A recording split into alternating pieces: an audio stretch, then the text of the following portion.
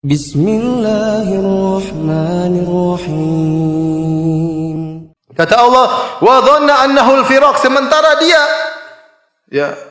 yakin dia akan meninggalkan dunia ini. Al-firaq artinya dia akan meninggalkan dunia. Sudah, ini kondisi di sakaratul maut.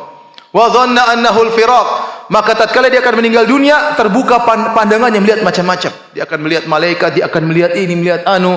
Wa dhanna annahu al-firaq, dan dia yakin dia akan meninggalkan dunia ini.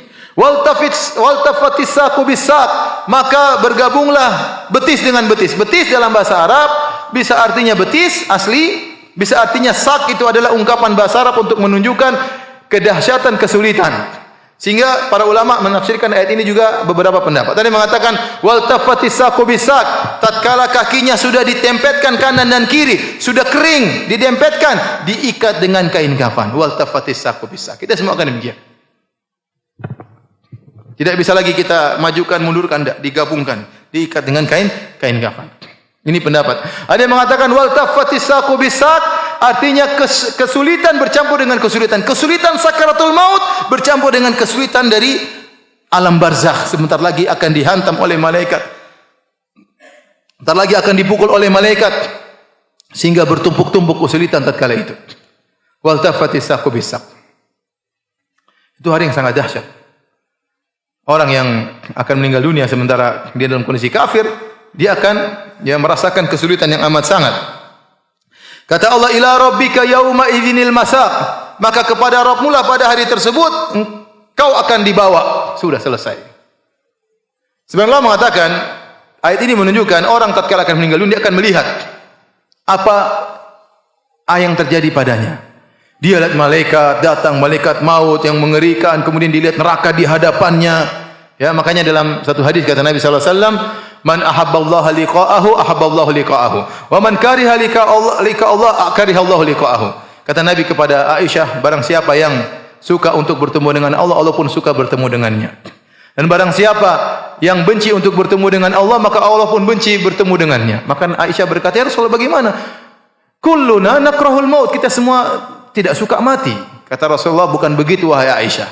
Maksudnya seorang akan meninggal dunia, kalau seorang mukmin akan meninggal dunia, busyira, maka diberi kabar gembira tentang kebahagiaannya, tentang surganya, maka dia ingin segera meninggal dunia supaya bertemu dengan Allah Subhanahu wa taala. Adapun orang kafir, pelaku maksiat, maka tatkala akan meninggal dunia akan dilihatkan bagaimana azab yang akan dia rasakan, hukuman yang akan dia rasakan, maka dia benci untuk mati, semakin tersiksa. Itulah maksud dari hadis ini. Sehingga dijadikan oleh para ulama firman Allah, ila rabbika yauma idzinil masaq, maka pada hari tersebut dia akan dibawa sesuai dengan aturan Allah. Sebelum dia meninggal dia sudah melihat berbagai macam kondisi yang buat dia ketakutan.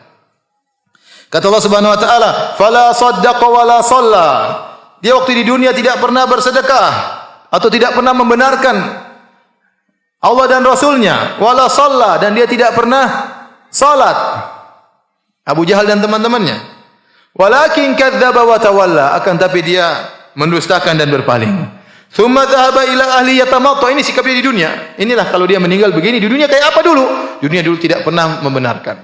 Selalu mendustakan, berpaling, dibacakan ayat Allah berpaling, tidak pernah mau salat, tidak pernah mau sujud, sombong angkuh. Tsumma dzahaba ila ahli yatamatta, kemudian dia berjalan menuju keluarganya dalam kondisi yatamatta, sombong dan angkuh, sudah tidak salat, tidak beriman, mendustakan agama, berpaling, sombong lagi. Aula laka fa aula, celakalah bagimu. Ini ungkapan aula artinya celaka. Celaka kepada engkau. Summa aula laka fa aula, celaka bagi engkau, celaka bagi engkau. Allah ulangi aula 4 kali. Celaka, celaka, celaka, celaka. Karena disebutkan sebelumnya juga 4 kesalahannya, yaitu fala saddaqa wala shalla walakin kadzdzaba wa tawalla. 4 perkara. Maka Allah mengatakan celaka, celaka, celaka, celaka.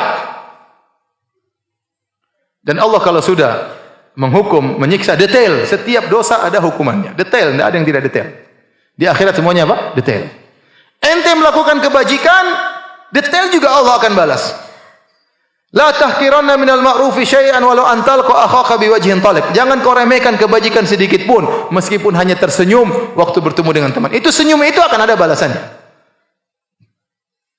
Demikian juga maksiat, detail Allah balas.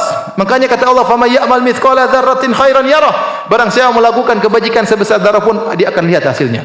Wa may ya'mal mithqala dzarratin syarran yarah. Barang siapa melakukan keburukan sedikit pun dia akan melihat hasilnya. Tatkala Abu Jahal fala saddaqa wala shalla walakin kadzdzaba wa tawalla. 4 perkara dilakukan. Dia tidak membenarkan, dia tidak salat, dia mendustakan, dia berpaling. Kata Allah, aula laka fa aula, thumma aula laka fa aula. Celaka engkau, celaka engkau, celaka engkau, celaka engkau.